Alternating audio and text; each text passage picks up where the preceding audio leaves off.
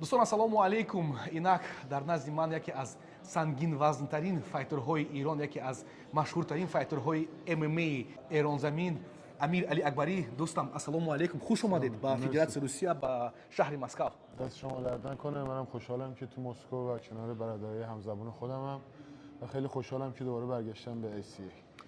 бубинед, мо мехоҳем ки шумо бидонед ки дар Федератсияи Русия тақрибан 2 миллион тоҷики форсизабоне ҳаст ки аз шумо муҳофизат мекунад, аз шумо боварӣ дорад, шумо ғалаба мекунед. мо хоҳони он ҳастем ки шумо ғалаба кунед. خب منم از همینجا به همه مردم عزیز تاجیکستان سلام عرض میکنم و خوشحالم که کنار شما هستم و امیدوارم که 15 آگوست بتونیم با یه فایت خوب همه شما رو خوشحال به خونه برگردونیم. дӯстони азиз, бародари ҳамхуни мо, бародари эронии мо, шумо бидонед ки мо тоҷикҳо ҳамавақт дар ҳар ҷои замин бошем, бародарини афғону эрону тоҷик як тану як миллату як таъриху як дин дорем ва мо муттаҳид ҳастем. Амир Алӣ, ва ҳар натиҷа набошад мо аз ту боварӣ дорем. Худо нигаҳбон бошад.